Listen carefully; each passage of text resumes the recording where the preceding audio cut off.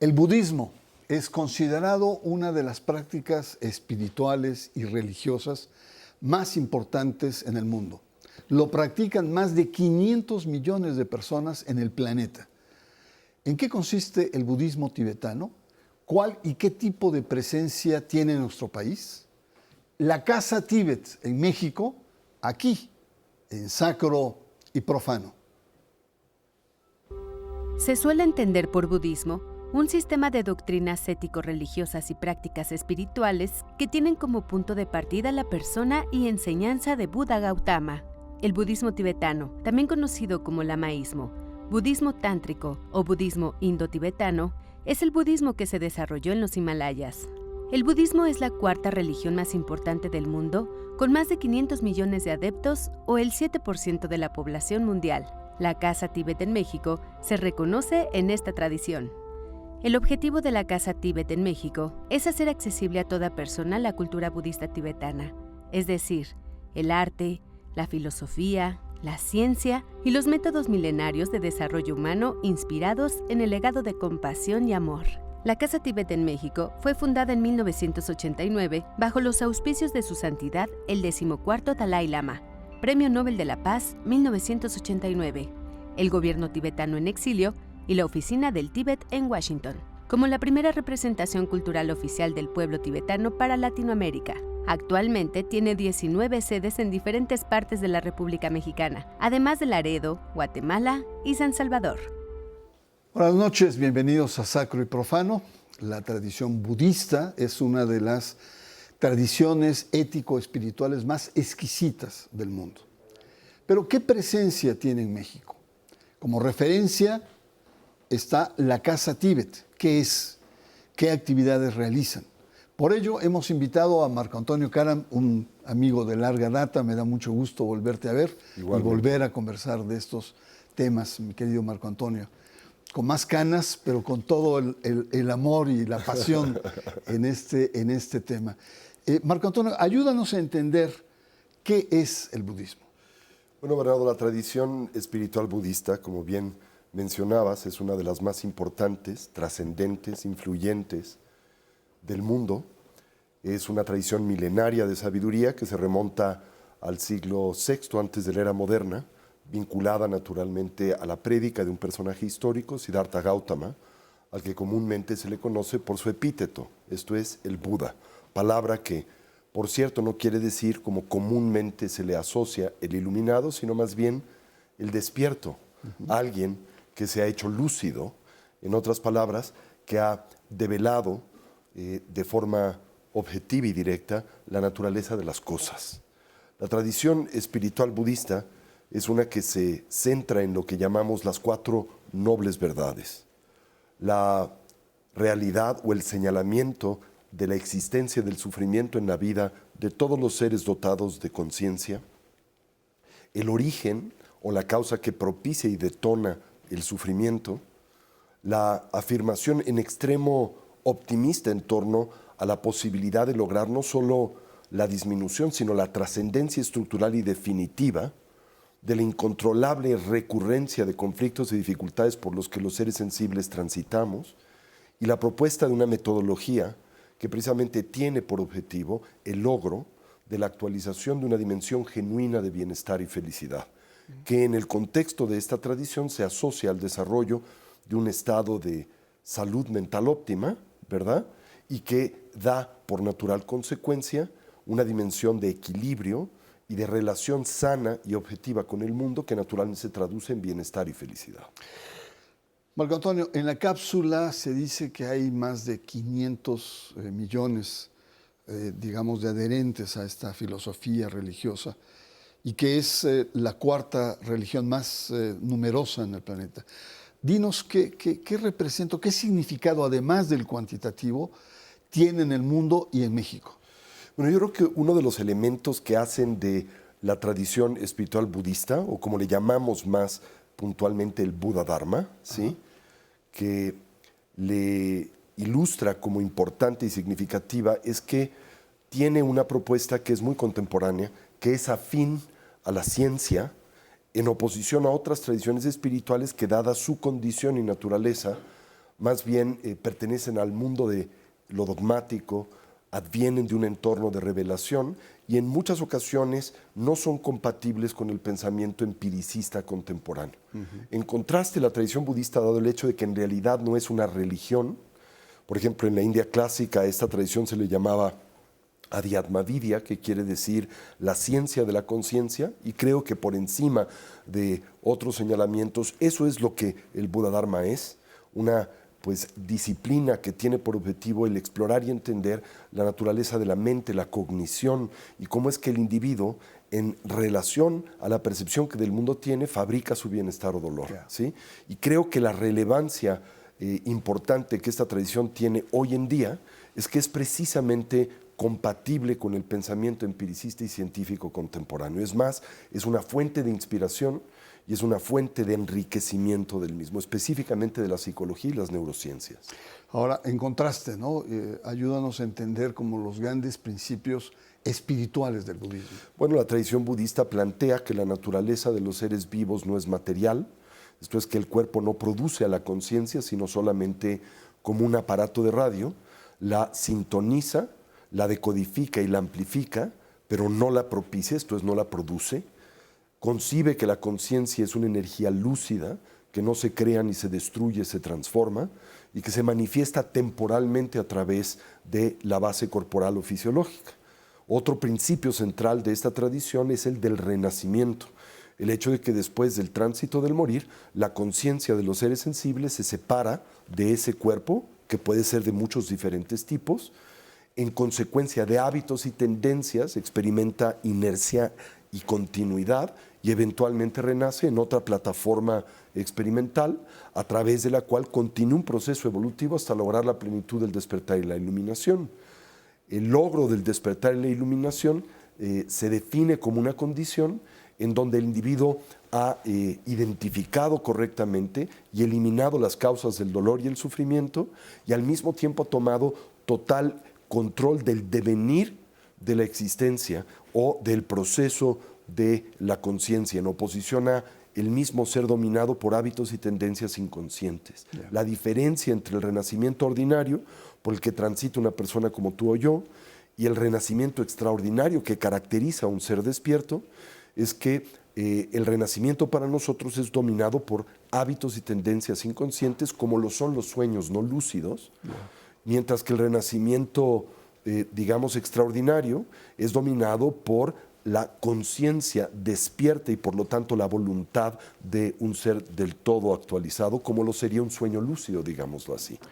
Muy bien, Marco Antonio, estamos conversando en torno al budismo y la Casa Tíbet, México. Regresamos. Usted está en Sacro y Profano.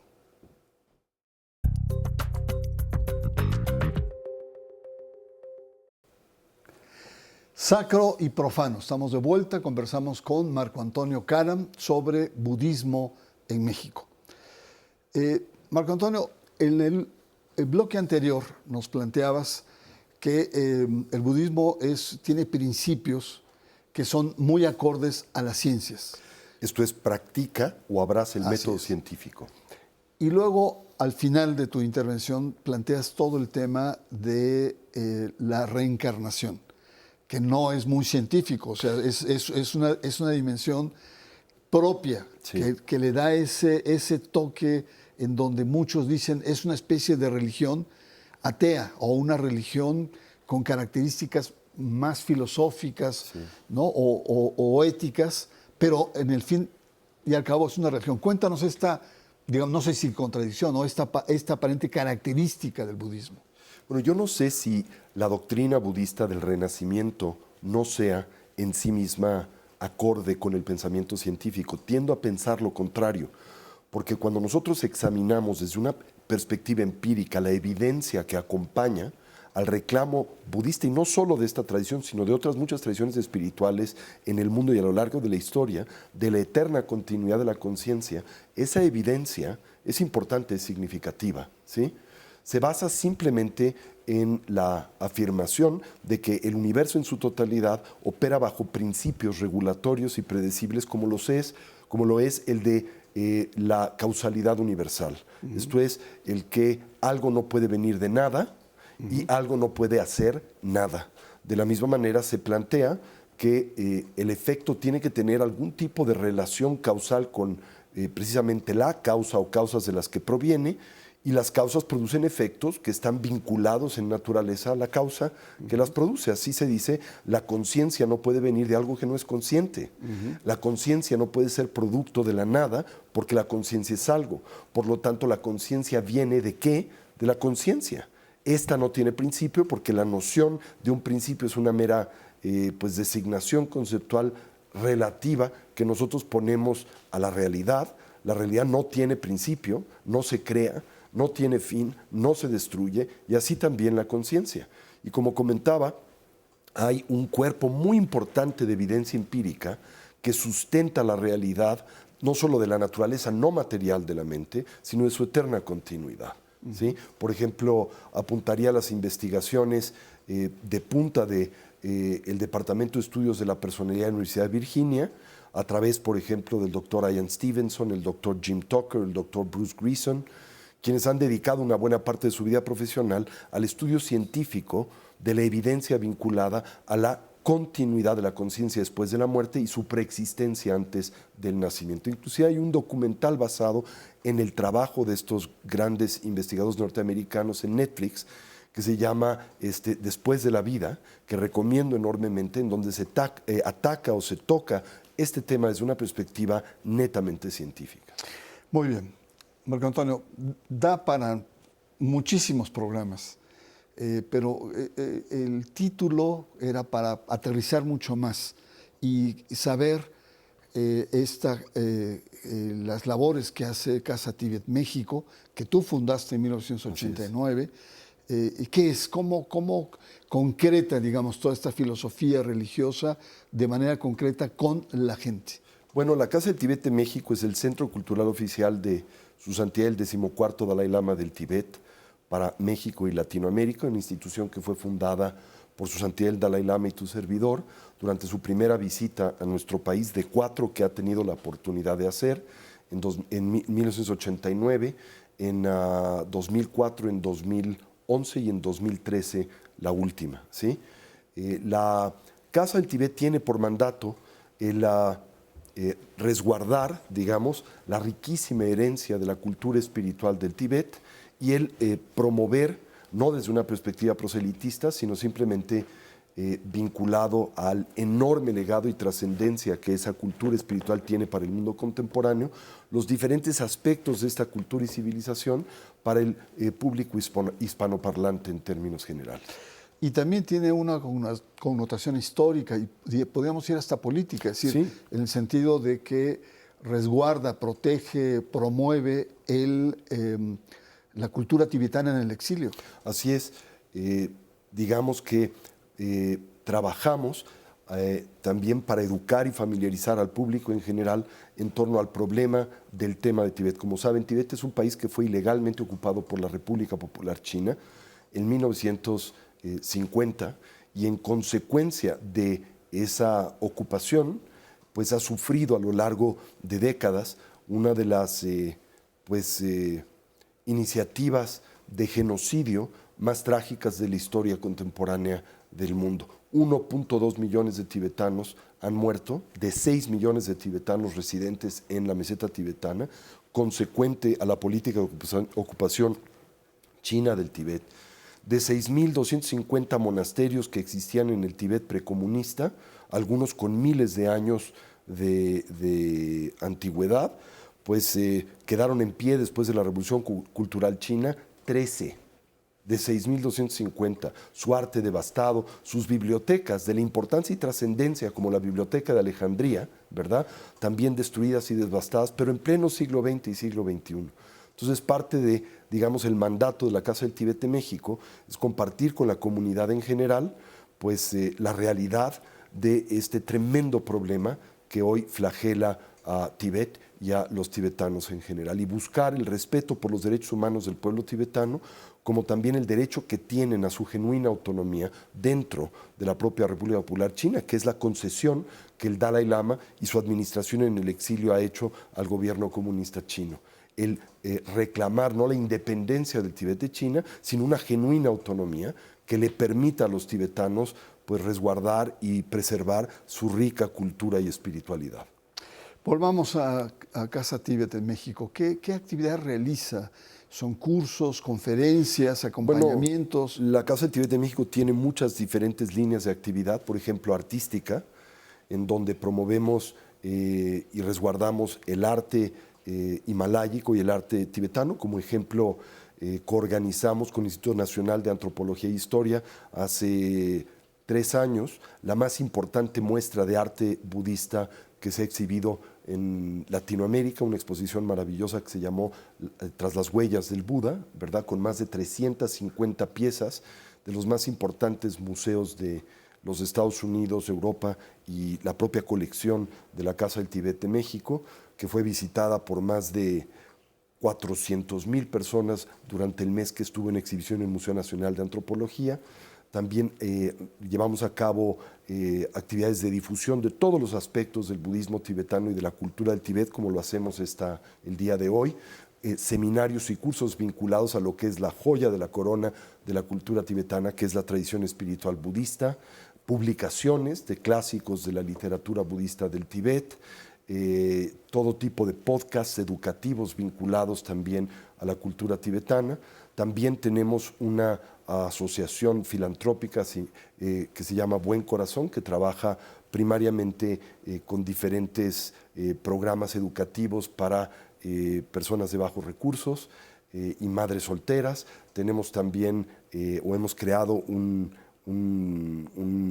iniciativa que llamamos Atentamente, que trabaja con el rico legado de la cultura espiritual contemplativa del Tíbet para un mundo secular contemporáneo, en programas educativos, etcétera. En fin, muchas iniciativas de esta naturaleza. Yo creo que el Dalai Lama, cuando ha venido a México en las ocasiones, yo lo comparo con las visitas del Papa, es el líder religioso, después de un pontífice, que tiene la capacidad de incidencia y de movilización, la cultura, la política, la sociedad. Vaya, hasta las estridencias de los Fox, que cuando vino realmente fue vergonzoso la actitud que tuvieron en aquel entonces las personas del poder. Pero lo que veo, y salió en la cápsula, es que Casa Tíbet está en expansión. Está en 18, 19 lugares, Centroamérica, sur de Estados Unidos. ¿Cómo consideras este hecho? Es decir, ¿estamos hablando de una expansión del budismo en México? Bueno, yo creo que en efecto corresponde al hecho de que el interés por el estudio y la práctica de una disciplina espiritual no teísta, ¿verdad? Y no técnicamente religiosa, es un objeto de mucho interés, especialmente para un cierto núcleo de la sociedad contemporánea, que es la clase media educada en general, ¿verdad? Estas personas tienen interés en aprovechar el rico legado contemplativo y psicológico de una tradición como es la indotibetana para trabajar con los problemas de la vida cotidiana. Y esta ha sido la plataforma a través de la cual el impacto y el interés por el trabajo de la Casa del Tíbet y el budismo ha venido creciendo en el mundo en general y en Latinoamérica en particular. Muy bien, Marco Antonio, vamos a una pausa. Estamos conversando en torno al tema del budismo y la Casa Tíbet en México. Vamos a nuestro último corte. Usted está en Sacro y Profano.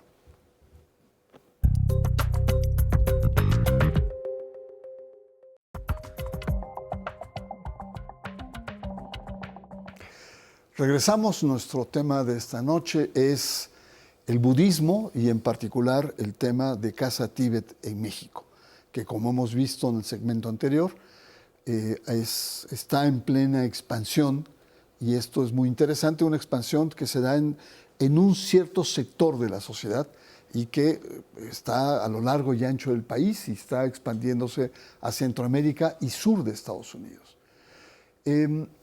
Lo interesante ahora a preguntarte es, en una sociedad como la que estamos viviendo, donde hay polarización, donde hay tensiones grandes en términos de proyecto de país, de visión de país, ¿qué aporta, qué podría aportar el budismo? Yo creo que una de las cosas que la tradición budista, el Buddhadharma, puede aportar al México contemporáneo es una propuesta de reconciliación nacional. Esto es, el entendimiento en torno al hecho de que la violencia solo genera violencia y que solo a través del diálogo y también el cultivo metódico de la bondad, el amor y la compasión de unos para otros es que podemos finalmente hallar una solución que sea constructiva, no solo para el individuo, sino también para la sociedad en términos generales.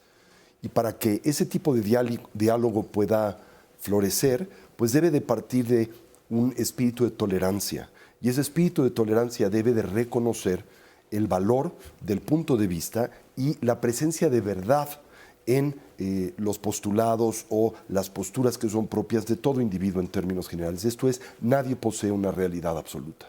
Y creo que en ese contexto la tradición budista tiene mucho que aportar porque no se concibe como una tradición dotada precisamente de una realidad absoluta.